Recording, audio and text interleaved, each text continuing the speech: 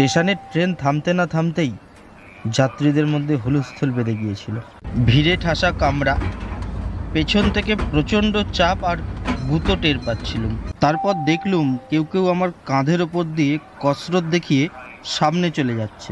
অবশেষে ঠেলা খেতে খেতে যখন প্ল্যাটফর্মে পড়লুম, তখন আমার ওপর দিয়ে অসংখ্য জুতো পরা পা ছুটে যাচ্ছে। অনেক চেষ্টার পর উঠে দাঁড়িয়ে দেখি অন্য সব কামরা থেকেও পিলপিল করে সব লোক নেবে স্টেশনের গেটের দিকে ছুটে চলেছে। রাগ করে লাভ নেই, কার ওপরেই বা রাগ করবে। নিমেষের মধ্যে প্ল্যাটফর্ম নির্ঝুম হয়ে গেল। ট্রেনটা হুইসেল বাজিয়ে আস্তে সুস্থে চলে গেল। সেই সময় হঠাৎ মনে হলো ট্রেনে ডাকাতি হচ্ছিল সম্ভবত, তাই জন্য অত সব যাত্রী ট্রেন থেকে ঝাঁপিয়ে পড়ে পালিয়ে গেল। এতক্ষণে ভয় পেলুম। প্ল্যাটফর্মে আর স্টেশন ঘরে আলো জ্বলছে, সেখানে গিয়ে একটু দাঁড়ালুম। ডাকাতরা ট্রেন থেকে নেবে স্টেশন ঘরে হামলা করেছে কিনা দেখার জন্য একটু উকি মারলুম। না, স্টেশন ঘরে এক উর্দি পরা ভদ্রলোক চেয়ারে বসে চোখ বুজে ঝিমোচ্ছেন।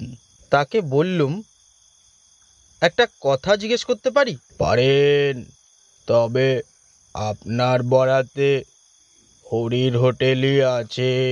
অবাক হয়ে বললুম, হরির হোটেল মানে? এ তল্লাটে নতুন এসেছেন, যাবেন কোথায়?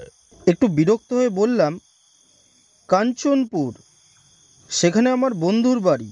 আপনার বন্ধু আপনাকে এখানকার হাল হকিকত কিছুই জানাননি দেখছি। তো কি আর করবেন, হরির হোটেল এখন আপনার ভবিতব্য। আচ্ছা বলুন তো, এত সব যাত্রী ট্রেন থেকে ওইভাবে নেবে দৌড়ে মরিয়া হয়ে পালালো কেন? আজ যে শনিবার, তাতে ট্রেন 4 ঘন্টা লেট। বুঝলুম না। বুঝতে পারবেন, গেট পেরিয়ে নিচের চত্বরে যান। গেট পেরিয়ে গিয়ে দেখি কয়েক ধাপ সিঁড়ির নিচে একটা খোলামেলা জায়গা, এক পাশে কিছু দোকানপাট। অস্পষ্ট জ্যোৎস্নায় লক্ষ্য করে দেখলুম চত্বর একেবারে জনহীন। আমার সহকর্মী ও বন্ধু নির্মল বলেছিল, স্টেশন থেকে নামলেই বাস, সাইকেল রিস্কো বা এক্কা গাড়ি কিছু একটা পেয়েই যাও। কিন্তু কোথায় তারা? একটা চায়ের দোকানে আলো জ্বলছিল, সেখানে গিয়ে বেঞ্চে বসে বললুম, পরের বাস কটায় দাদা? চাওয়ালা একটু মুচকি হেসে বলল, বাবু মশাই, এই রাত্রিরে আপনি আর কোনো বাস পাবেন না, আসবে সেই ভোরবেলা। কেন না, রাত্রিরে তো আর স্টেশনে কোনো ট্রেন থামবে না। সাইকেল রিস্কো বা এক্কা গাড়ি খামোক্কা কেন রাত্রিবেলা ওরা আসবে? বাবু মশাই, আপনি বড্ড ভুল করেছেন। আসার সময় দেখেননি সোনাগড় স্টেশনে ট্রেনের কামরায় আচমকা কেমন বেজায় ভিড় হয়েছিল? তুমি একদম ঠিক বলেছ। কামরা একদম ফাঁকা ছিল, আচমকাই যেন স্টেশনে ভিড়ের চাপে একদম কোণঠাসা হয়ে গিয়েছিলাম। ব্যাপারটা হইল, এই তল্লাটের অসংখ্য লোক সোনাগড় জংশনে কারখানায় কাজে যায়, শনিবার রাত্রে বাড়ি ফেরে, রোববারটা কাটিয়ে আবার সোমবার সোনাগড় জংশন যায়।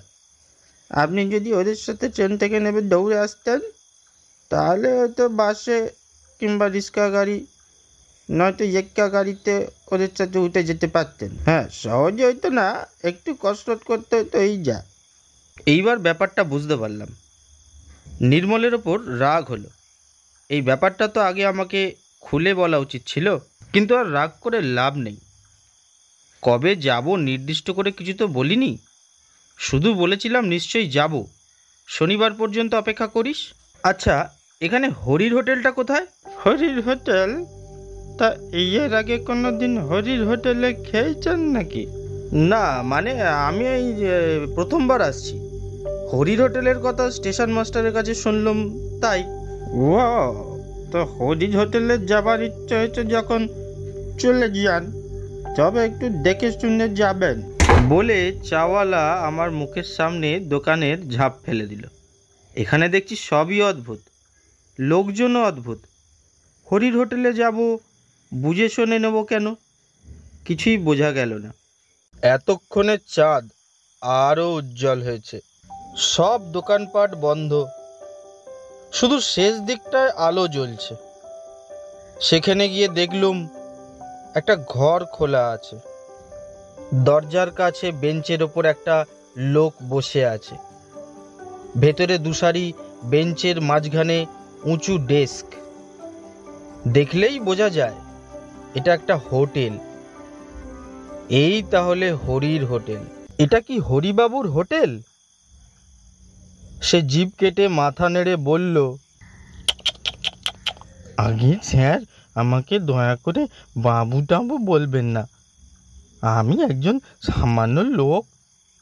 বাইরে টাঙানো আছে দেখবেন সাইনবোর্ডে অন্নপূর্ণার হোটেল, কিন্তু এই তল্লাটে সবাই বলে হরির হোটেল। ঠিক সেই সময় মনে পড়ে গেল আজ বেলা 11টায় খেয়েছি, আর তার সাথে বার তিনেক ট্রেনের বিস্বাদ চা। আর একই সময় ভাত, ডাল, মাছের ঝোল মিশ্রিত লোভনীয় খাবারের গন্ধ আমার বাঙালি পেটে তীব্র ক্ষুধার উদ্বেগ করল। সঙ্গে সঙ্গে হোটেলের ভেতরে ঢুকে শটাং বেঞ্চে বসে পড়লাম। আমার খুব খিদে পেয়েছে, শিগগির কিছু একটা ব্যবস্থা করুন হরিবাবু।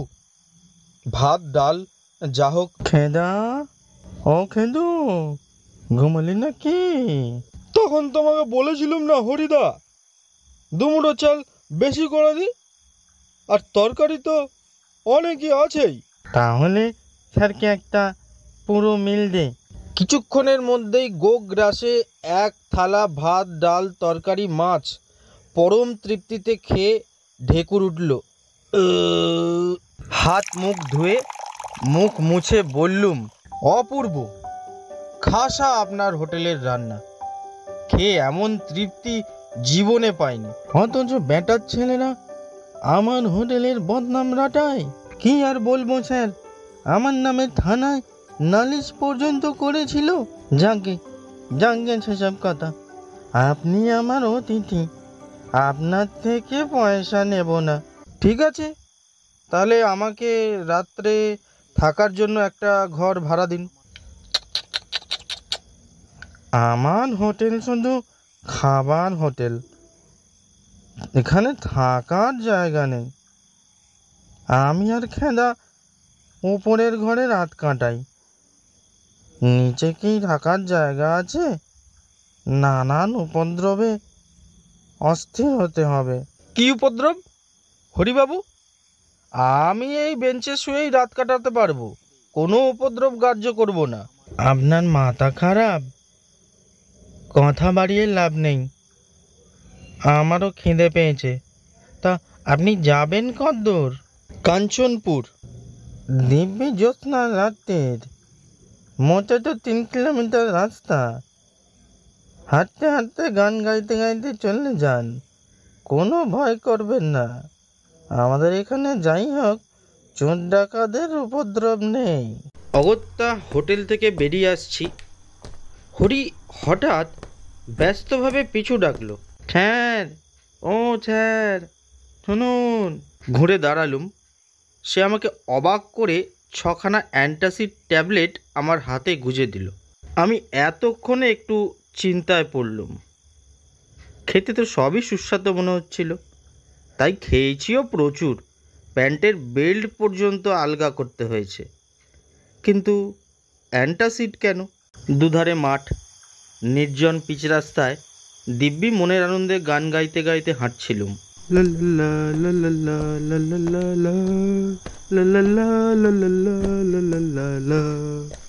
জ্যোৎস্নার আলোয় চারিদিক খুব স্পষ্ট।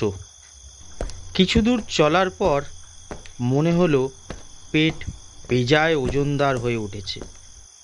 তখন পকেট থেকে 2টো অ্যান্টাসিড ট্যাবলেট বার করে মুখে দিয়ে চুষতে থাকলুম।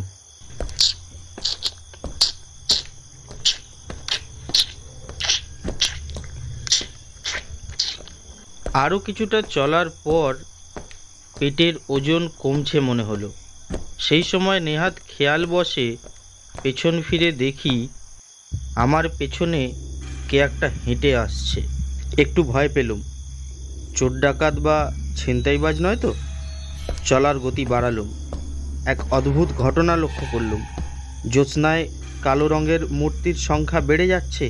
এক অজানা আতঙ্কে ঘুরে দাঁড়িয়ে বললুম, সাবধান, আমার কাছে কিন্তু রিভলভার আছে, আমি কিন্তু পুলিশের লোক, গুলি করে মুন্ডু উড়িয়ে দেবো। কিন্তু তাতেও কোনো কাজ হলো না। আমি যতই হাঁটছি তারাও আমাকে নিঃশব্দে একই দূরত্বে অনুসরণ করছে। আমি দাঁড়ালে তারাও দাঁড়িয়ে যাচ্ছে। আতঙ্কে আমি দৌড়তে লাগলুম। আর দৌড়তে দৌড়তে পিছু ফিরে দেখলুম সেই বিভীষিকা সমান দূরত্বে আমাকে অনুসরণ করছে। দৌড়তে দৌড়তে কিছুক্ষণ পরে দেখলুম সামনে ঘন কালো গাছপালার ফাঁক দিয়ে রাস্তার ধারে একটা মন্দির দেখা যাচ্ছে। মন্দিরের উঁচু ফাঁকা চত্বরে কিছু লোক বসে কথাবার্তা বলছিল। আমি সেখানে গিয়ে দাঁড়াতেই তারা আমাকে দেখে কেমন যেন হইচই করে উঠল। আগে আগে আমি কলকাতা থেকে আসছি, বড় বিপদে পড়েছি। একদল কালো কালো ছায়ামূর্তি আমাকে ফলো করে আসছে। সর্বনাশ, আপনি কি হরি হোটেলে খেয়েছেন নাকি? এই পালা পালা পালা, হরি হোটেলে খেয়েছেন, পালা পালা। শুধু একা নয়, পুরো হরি হোটেলের খাওয়া পুরো দলটাকে সঙ্গে নিয়ে আমাদের গায়ে এসছে। পালা পালা পালা। এইসব বলতে বলতে লোকগুলো মন্দিরের পেছনে কোথায় যেন উধাও হয়ে গেল। আমি এবার কি করব? দেখলুম মন্দিরের উঁচু চত্বরে গাছের পাশে একটি লোক দাঁড়িয়ে আছে। সেখানে গিয়ে বললুম, দেখুন তো মশাই, আমি বিপদে পড়ে ওদের কাছে এলুম, অথচ ওরা অমন করে পালিয়ে গেল। পালাবাড়ি তো কথা, আপনি হরির হোটেলে খেয়েছেন কি না? কেন? হরি হোটেলে খেলে কি হয়? যে খায় সেই বেডবমি করে টেসে যায়। আমি কিন্তু টেসে যাইনি। হরিবাবু আমাকে অ্যান্টাসিড দিয়েছিলেন, দুটো খেয়েছি। দুটোতে কি আর কাজ হয়? এখনো তো আপনার পেটে হরির হোটেলের ভাত আছে নাকি? তারই গন্ধে যত গন্ডগোল। কারা আপনাকে ফলো করছে বলছিলেন যেন? ওরা সবই হরির হোটেলের ভাত খেয়ে টেসে গেছে। বুঝলুম ব্যাপারটা এবার। কিন্তু আপনি আমাকে দয়া করে একটু কাঞ্চনপুর পৌঁছে দিন। কাঞ্চনপুর? সেখানে তো আমারও বাড়ি। ঠিক আছে, চলুন, কিন্তু সাবধান। আপনি আগে আগে যাবেন, আমি কিন্তু যাব পিছনে। কিছু দূর চলার পর লোকটি আচমকাই থমকে দাঁড়ালো। এই রে, আমার জামার পকেটে তো টর্চ আছে, ভুলেই গেছিলাম। দাঁড়ান, একবার টর্চটা বার করে টর্চের আলোয় আপনাকে একবার দেখে নিই, তারপরে নয় পেছনে দেখে নেওয়া যাবে কেউ এখনো আমাদের ফলো করছে কি না।